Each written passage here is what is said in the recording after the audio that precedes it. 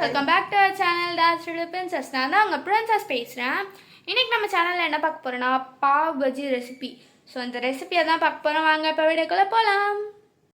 கடைசியாக வந்து பார்த்திங்கன்னா நான் லாங் வீடியோவில் ரெசிபி ஷூட் பண்ணுறேன். ஏன்னா இதுக்கு முன்னாடி ஸ்டார்டிங்கில் சண்டே சமையல் அப்படின்னு சொல்லிட்டு சில சண்டே விளாக்ஸ்லாம் போடுவேன். அந்த சண்டே விளாக்ஸில் தான் பார்த்திங்கன்னா உங்களுக்கு லாங் வீடியோஸாக வரும். ஸோ அப்போ நான் அதில் ரெசிபி ஆட் பண்ணுவேன். அதுக்கப்புறம் ஷார்ட்ஸில் போட்டேனே தவிர அதுக்கப்புறம் அது ரெசிபி மேட்டரே விட்டுட்டேன். சண்டே விலாகு இல்லை எங்கேயாச்சும் வெளியே போனால் தான் விலாக் எடுக்கணுமே தவிர இந்த நார்மலாக லாங் வீடியோவில் ரெசிபி ஷூட் பண்ணுறதே விட்டுட்டேன். ஸோ அதனால் ரொம்ப நாள் கழித்து திரும்பி கம்பேக் கொடுக்கலாம் அப்படின்னு சொல்லிட்டு தான் லாங் வீடியோவில் ரெசிபி ஷூட் பண்ணுறேன். ஸோ அண்ட் இந்த ரெசிபிக்கு பார்த்திங்கன்னா ஃபஸ்ட்டு நம்ம பாவ் பஜ்ஜி மசாலா ரெடி பண்ண போகிறோம். பாவ் பஜ்ஜி மசாலாவுக்கு என்னென்ன வேணும் அப்படின்னு சொல்லிட்டு ஆல்ரெடி எடுத்து வச்சுருக்கேன், காமிக்கிறேன் வாங்க. பார்த்திங்கன்னா தனியா, பட்டை, காடமன், சோம்பு, சீரகம், ஸ்டார் ஆனஸ், அதுக்கப்புறம் கிளாவு, அண்ட் தென் பார்த்திங்கன்னா நான் சில்லி எடுத்திருக்கேன். சில்லி பார்த்திங்கன்னா ஒரு 4 சில்லி கிட்டே எடுத்திருக்கேன். அதுக்கப்புறம் பிரிஞ்சி இலை எடுத்திருக்கேன். இது எல்லாத்தையும் பார்த்திங்கன்னா நம்ம ஃபஸ்ட்டு வறுத்துட்டு அதுக்கப்புறம் அரைக்க போகிறோம். ஸோ அப்படி தான் பார்த்திங்கன்னா பாவ் பஜ்ஜி மசாலா ரெடி பண்ண போகிறோம். அந்த பாவ் பஜ்ஜி பவுடர் ரெடி பண்ணிவிட்டு அதுக்கப்புறம் ஒரு ஸ்டெப் பை ஸ்டெப்பாக நம்ம பாவ் பஜ்ஜி எப்படி செய்கிறது அப்படின்னு சொல்லிட்டு பார்க்கலாம். ரெசிபியை பார்த்திங்கன்னா ஆக்சுவலி நான் மட்டும் செய்யலை, நானும் மம்மி 2 பேருமே பார்த்திங்கன்னா செய்கிறோம். ஸோ அண்ட் பார்த்திங்கன்னா இதெல்லாம் வறுத்து அரைக்கணும். ஸோ வறுத்து அரைக்கிறதுக்கு கொஞ்சம் டைம் எடுக்கும். ஸோ அந்த மாதிரி டைம் எடுக்கிறனால பார்த்திங்கன்னா அந்த வறுக்கிறதுக்கு முன்னாடி நான் இந்த உருளைக்கிழங்குலாம் வேக வைக்கணும். பாவ் பஜ்ஜிக்கு மெயினே உருளைக்கிழங்கு, அதுக்கப்புறம் கேரட் அதெல்லாம் வேக வைக்கணும். ஸோ தட் அதெல்லாம் ஃபஸ்ட்டே வேக வச்சிட்டோம் அப்படின்னா நம்மளுக்கு வறுத்து முடிச்ச உடனே பாவ் பஜ்ஜிக்கான அந்த ஃபில்லிங்ஸ் ரெடி பண்ணிடலாம். அதனால் பார்த்திங்கன்னா மம்மி ஸ்டார்டிங்கில் உருளைக்கிழங்கை வாஷ் பண்ணி வேக வைக்கிறாங்க. அந்த உருளைக்கிழங்கு மட்டும் இல்லாமல் நான் ஃப்ரோசன் பீஸ் எடுத்திருக்கேன். நீங்கள் நார்மலாக பச்சை பட்டாணி உரித்து அதை வேக வச்சுக்கலாம். நான் ஃப்ரோசன் பீஸ் தான் வேக வைக்க போகிறேன். அதுக்கப்புறம் பார்த்திங்கன்னா நம்மளுக்கு கேரட் அதெல்லாம் தேவை. ஸோ அதெல்லாத்தையும் நம்ம ஸ்டெப் பை ஸ்டெப்பாக இப்போ வேக வச்சுட்டு அதுக்கப்புறம் நம்ம மசாலா அரைக்கலாம். ஏன்னா மசாலா அரைக்கிறது வதக்கணும். அந்த வதக்கிற டைமில் மீதி எல்லாம் நம்ம பண்ணி முடிச்சிடலாம்ல. பார்த்திங்கன்னா ஒரு 5 உருளைக்கிழங்கை வேக வச்சிடலாம். டேரெக்டாக அப்படியே வேக வைக்காமல் குட்டி குட்டியாக கட் பண்ணி வேக வைக்கிறாங்க. ஸோ தட் அந்த ஆஃபாக கட் பண்ணி வைக்கும் போது சீக்கிரமாக வெந்துடும் அப்படின்னு சொல்லிட்டு எல்லாம் கொதிச்சதுக்கப்புறம் பார்த்திங்கன்னா நல்ல தண்ணியில் தான் வேக வைக்கிறோம். ஸோ நல்லா கொதிச்சதுக்கப்புறம் தேவையான அளவுக்கு பச்சை பட்டாணியை போட்டு வேக வச்சுக்கிறோம். ஃப்ரோசன் பச்சை பட்டாணி தான் நாங்கள் யூஸ் பண்ணுறோம். நீங்கள் உரிச்சி கூட யூஸ் பண்ணிக்கலாம். நாங்கள் வீடியோ எடுக்கும்போது பார்த்திங்கன்னா 3மே காலியாக இருந்தது அடுப்பு. ஆனால் இப்போ டக்குன்னு செய்கிறனால ஃபுல்லாக நாங்கள் மூக்கிலையும் எடுத்து வச்சிட்டோம். ஸோ நாங்கள் பச்சை பட்டாணியும் அண்ட் உருளைக்கிழங்கு வேக வச்சுட்டு சைட்லேயே பார்த்திங்கன்னா இந்த மசாலா பாவ் பஜ்ஜி மசாலா ரெடி பண்ண போகிறோம். மசாலாவுக்கு நம்ம ஆல்ரெடி எடுத்து வச்சுருந்தோம்ல, அது எல்லாத்தையுமே போட்டு நல்லா வறுக்கணும். ஸோ மெயினாக அதை பண்ணிக்கலாம்.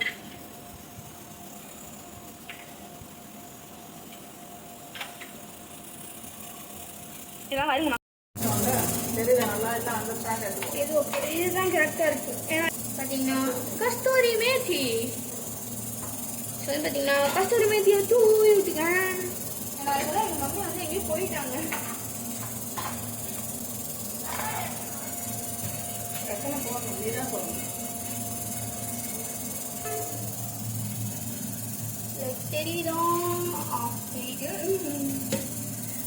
நம்ம வறுத்து வச்சிருக்கோம்ல, அது கூட இன்னும் சில பவுடர்ஸ்லாம் நம்ம ஆட் பண்ணி அரைக்க போகிறோம். ஸோ அதெல்லாம் ஒன்று ஒன்றா காமிக்கிறேன்.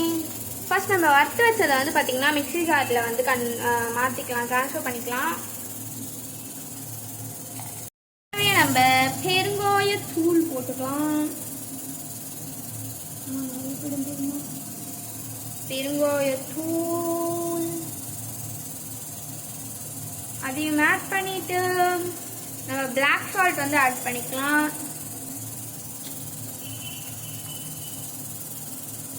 பிளாக் சால்ட்டை ஆட் பண்ணிட்டு ட்ரை ஜிஞ்சர் பவுடர் ஆட் பண்ணிக்கிறோம். ஆக்சுவலி பார்த்தீங்கன்னா இதில் ட்ரை மேங்கோ பவுடர் ஆட் பண்ணிக்கலாம். ஸோ ஆக்சுவலி இப்போ கரண்ட்டாக எங்கள் வீட்டில் ட்ரை மேங்கோ பவுடர் ஸ்டாக் இல்லை. எங்கே போட்டோம் அப்படின்னு தெரியல. ஸ்டாக் இருந்தது, பட் எங்கே போட்டோம் அப்படின்னு தெரியாததுனால அதை நாங்கள் ஸ்கிப் பண்ணிப்போம். இப்போ இந்த ட்ரை ஜிஞ்சர் பவுடர்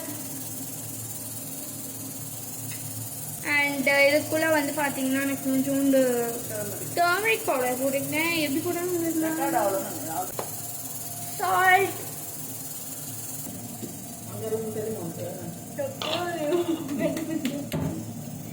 மம்மி நல்லா தூளாக வந்து பார்த்தீங்கன்னா நல்லா தூளாக சுட இருக்கு. மீடியம் சைஸ் தக்காளிக்கு பதிலாக 3 மீடியம் சைஸ் தக்காளி வந்து எடுத்துக்கிறோம். பூண்டு உரிக்கவே 3 மீடியம் சைஸ் தக்காளி. அண்ட் நான் மம்மி பூண்டு உரிக்கிறதுக்குள்ள நான் வந்து பச்சை மிளகாய் போட்டுக்கிறேன். பச்சை மிளகாடா? ஆமா, அது பச்சை மிளகாவது நான் காஞ்ச மிளகாய் போட்டுக்கிறேன். மம்மி காஷ்மீரி சில்லிடா. இந்த வீடியோவில் என்ன எடுக்கிறீங்கன்னு பின்னாடியே தெரியும். காஷ்மீரி சில்லி வந்து போட்டுக்கிறோம். ஸோ காஷ்மீரி சில்லி வந்து எல்லாத்துலேயுமே நான் வந்து ஆட் பண்ணல. நம்மளுக்கு இந்த ரெசிபிக்கான காரமே வந்து பார்த்தீங்கன்னா இந்த பாவ் பஜ்ஜி மசாலாவில் இருக்குது காஷ்மீரி சில்லியும். அண்ட் இப்போ நம்ம போட்டு அரைக்க போகிற காஷ்மீரி சில்லியும் தான். மற்றபடி எந்த ஒரு சில்லி பவுடரும் நம்ம ஆட் பண்ண போகிறது இல்லை. க்ரீன் சில்லிஸ் கூட நம்ம ஆட் பண்ண போகிறது இல்லை.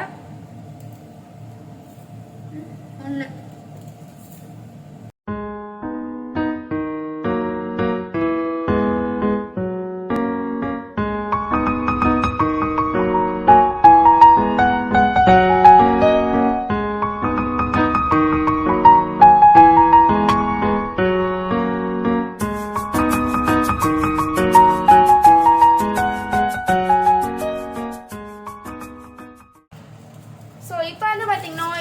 தண்ணி பிடிச்சிட்டு வந்துட்டேன். மம்மி பூண்டு எல்லாமே வந்து பீல் ஆஃப் பண்ணி பூண்டில் இருக்க தோல்லாம் பீல் ஆஃப் பண்ணி போட்டாங்க. லைக் இதெல்லாம் முழுகிற அளவுக்கு நான் தண்ணி போட்டிருக்கேன். காஞ்ச மிளகாயில் வந்து சுத்தமாக வந்து வெயிட்டே இல்லாதனால அது மேலே இருக்கும். பட் பூண்டெல்லாம் வந்து உள்ளே போயிடும். இப்போ வந்து பார்த்தீங்கன்னா ஒரு சின்ன சேஞ்ச். நான் இப்போ வேக வச்சோம் பார்த்தீங்களா, இந்த டொமேட்டோ அண்டு கார்லிக், அதுக்கப்புறமா வந்து மிளகாய், அது கூடவே வந்து பார்த்தீங்கன்னா கேரட்டை வந்து கட் பண்ணி போட்டுக்கிறேன். ஏன்னா இந்த செடியை வந்து பார்த்தீங்கன்னா பொட்டேட்டோ கூடவே குக்கரில் ஆட் பண்ணி கேரட்டை வந்து பார்த்தீங்கன்னா வேக வச்சுக்கலாம். பட் நான் தனியாக வந்து பொட்டேட்டோ வேக வச்சுட்டேன். ஏன்னா அப்போ கேரட் வேக வைக்கணும் அப்படின்றது மறந்துட்டு அப்படியே போடணும், அப்படியே மசிக்கணும்னு நினச்சேன். அதனால் மசிக்கிறதுக்கு ஹார்டாக இருக்கும் யோசிச்சேன்.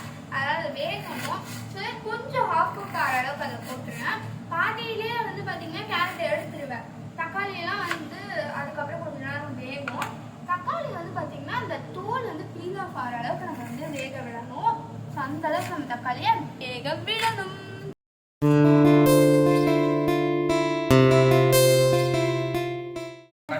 அது கூட பீன்ஸ் ஸ்மாஷ் பண்ணிக்கிறோம்.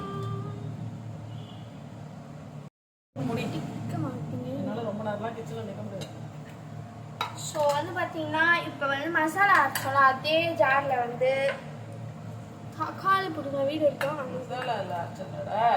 அது வந்து தக்காளிக்கு தோல்லாம் பீல் பண்ணிட்டோம் நாங்கள்.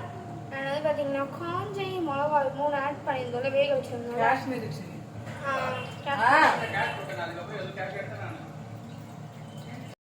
நினச்சோம் பட் சுத்தமாக தண்ணி தேவைப்படல. ஏன்னா வந்து அந்த டொமேட்டோவில் இருக்க வாட்டரே வந்து பார்த்தீங்கன்னா டேஸ்ட்டாக மாறிடுச்சு. அண்ட் ஸோ பட்டர் ஆட் பண்ணிவிட்டு அண்ட் ஆயிலும் ஆட் பண்ணிக்கிறோம். பட்டர் ஆயில் ரெண்டுமே தான் நான் வந்து பார்த்தீங்கன்னா ஆட் பண்ணிக்கிறேன். ஆயில் ஒரு 2 to 3 டீஸ்பூன்ஸ் அண்ட் பட்டர் வந்து பார்த்தீங்கன்னா பட்டர் அண்ட் ஆயில் ரெண்டுமே வந்து பார்த்தீங்கன்னா ஈவன் அமௌண்ட் தான், ஈவன் குவான்டிட்டி தான் நான் வந்து எடுத்துக்கிறேன். அண்ட் இதை ஃபஸ்ட்டு நல்லா மிக்ஸ் பண்ணிக்கலாம்.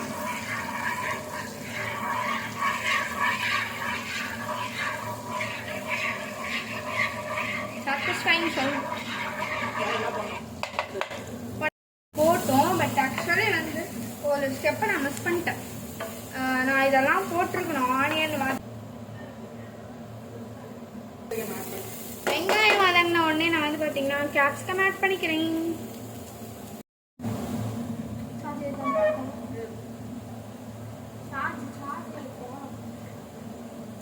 கேரட் அண்ட் பீன்ஸ் 3 வந்து பார்த்தீங்கன்னா ஆட் பண்ணிக்கிறேன். சிம் ஃப்ளேம்லேயே வந்து பார்த்தீங்கன்னா வச்சு ஆட் பண்ணிக்கிறேன். பொட்டேட்டோ வந்து ஆட் பண்ணிக்கிறோம்.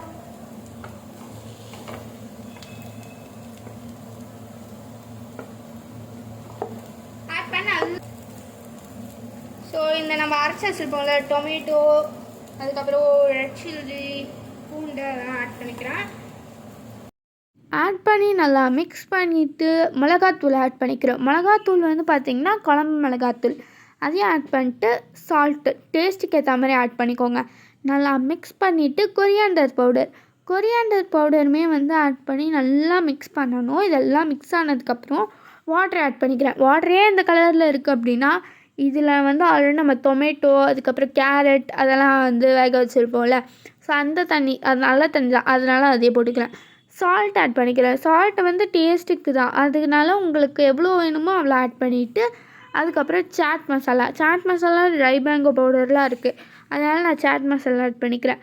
ஸோ அதில் நல்லா தண்ணி ஊற்றி ஒரு சைடு கலரிக்கிட்டே இருக்கணும்னு இல்லை, ஒரு சைடு கொதிக்க விட்டுட்டு நான் வந்து பார்த்திங்கன்னா இன்னொரு சைடு என்ன பண்ணிக்கிறேன்னா பேன் போட்டு பட்ரு போட்டு இந்த தக்காளிலாம் அரைச்சி வச்சுருப்போம்ல, தக்காளி பூண்டு அந்த பேஸ்ட் ஆட் பண்ணிவிட்டு கரம் மசாலாவும் சில்லி பவுடரும் நான் ஆட் பண்ணிக்கிறேன். அதை நல்லா மிக்ஸ் பண்ணி என்ன பண்ணிக்கிறேன்னா அதை திரும்பியும் தூக்கி இதில் ஆட் பண்ணிக்கிறேன். இது ஏன்னா இது ஒரு நல்ல டேஸ்ட்டு கொடுக்கும் உங்களுக்கு, அதனால் ஆட் பண்ணிக்கிறேன். அதுக்கப்புறம் இது எதுக்கு அப்படின்னு கேட்டிங்கன்னா, இது வந்து நம்ம பாவ் பன் வந்து டோஸ்ட் பண்ணுவோம்ல, அப்போ இதை கொஞ்சம் போட்டு டோஸ்ட் பண்ணோன்னா செம்மையாக இருக்கும், அதனால் இது போட்டுக்கிறேன். இதில் அந்த டொமேட்டோலாம் வந்து அரைச்ச paste, cumin powder, garam masala, butter, salt, அதுக்கப்புறம் வந்து chilli powder, black salt normal salt கிடையாது, black salt, coriander and then வந்து பார்த்திங்கன்னா லெமன் ஜூஸ், இதெல்லாம் நான் வந்து போட்டுக்கிறேன். இதெல்லாம் போட்டு நல்லா மிக்ஸ் பண்ணிவிட்டு அந்த பாவ் பன்னில் வந்து நம்ம டபுள் சைடும் டோஸ்ட் பண்ணி எடுத்துக்கிறோம்.